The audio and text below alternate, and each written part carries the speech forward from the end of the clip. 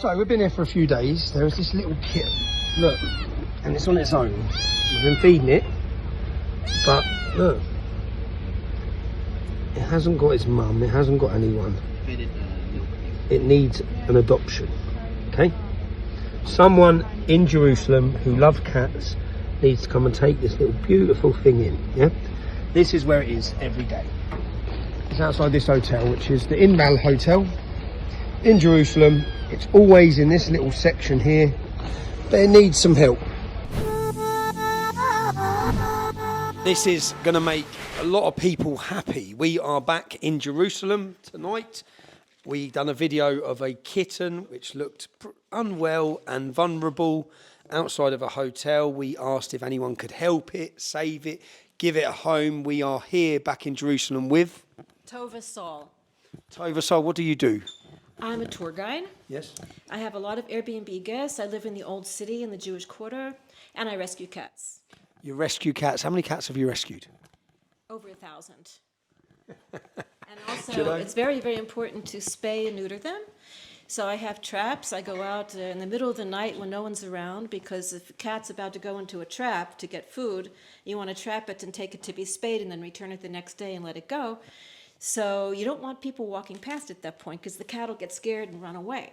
So you have to go out in the middle of the night. So I go through the Muslim quarter in the Old City, the Christian quarter, deep in, and then that's what I did today. Today I spayed 6 cats. I've spayed. What does spayed mean? Spaying means getting the cat in operation at the veterinarian so it can't have more kittens, because most kittens born on the street die horrible deaths. Okay. So when did you see our video? How did you see our video? I think Sarah she asked me, she found me on the internet. I'm assuming she saw my nonprofit in America. It's very easy to remember, holylandcats.com. That's all it is. Holylandcats.com. So you have a website where can people support you in helping these cats? Definitely, there's a donate button on that. There's a donate button in that. Yeah. Tell me what will happen with this kitten now. Have we named him? Tommy.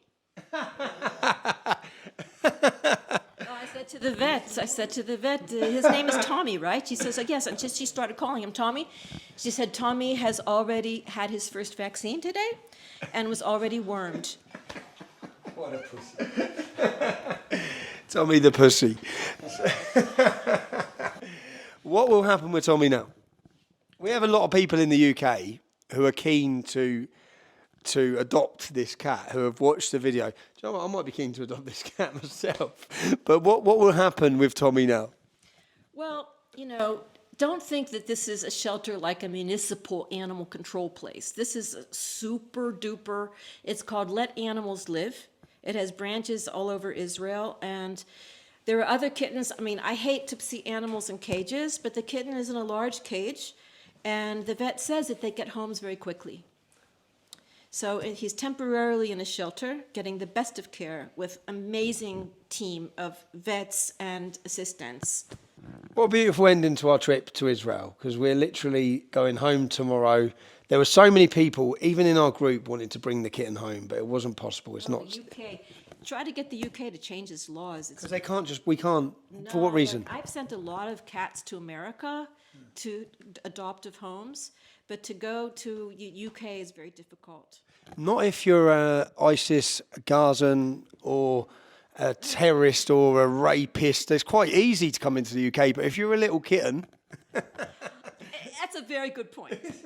That's a very good point. Do you know my mate last week? My mate was bringing a dog back from Tenerife, and it was one day out on its vaccine for worms or something. One day out. They deported his dog. I know. And he's like, you deported my dog, but you've got boats full of terrorists coming in and God knows who, and you're deporting my dog for a one-day vaccine. But they're coming in with God knows what diseases or what mindset. Anyway, how did I manage to politicise the cat? Yes! I still brought it back to Islam. That's great.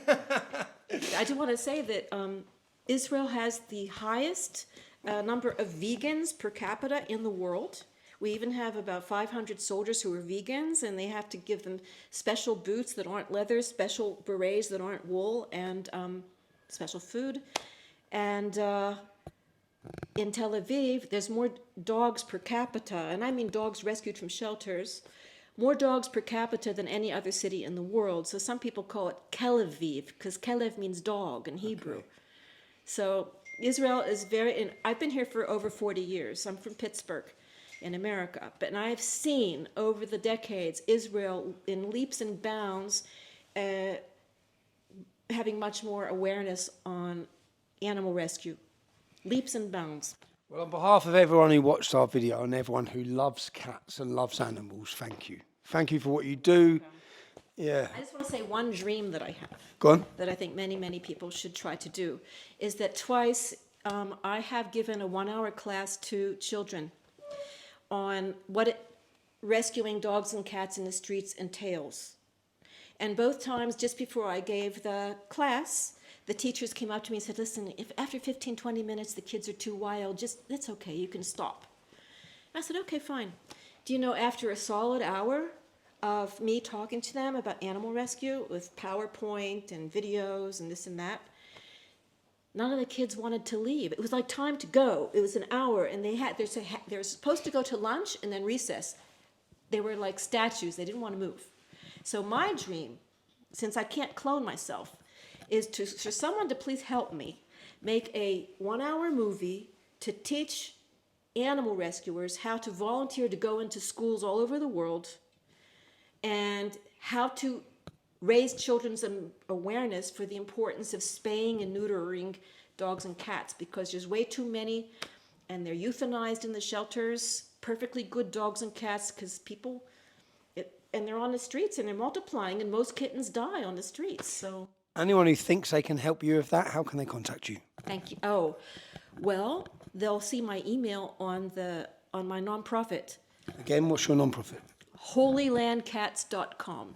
Let me make a direct appeal. If you watch this and you love seeing people or love animals and you want them to be saved on the streets of Israel or anywhere else, then support a lady like this. A great lady, a loving lady, and a caring lady again, one more time, because I've got no short-term memory.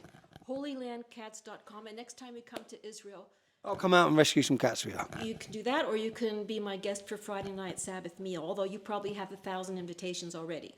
If I come back, I'll come for a Friday night Sabbath meal. It's such an honor. Such an honor. No, thank you. It's a beautiful ending to our trip, isn't it? A lot of people are going to be happy watching this, knowing that Tommy the black cat.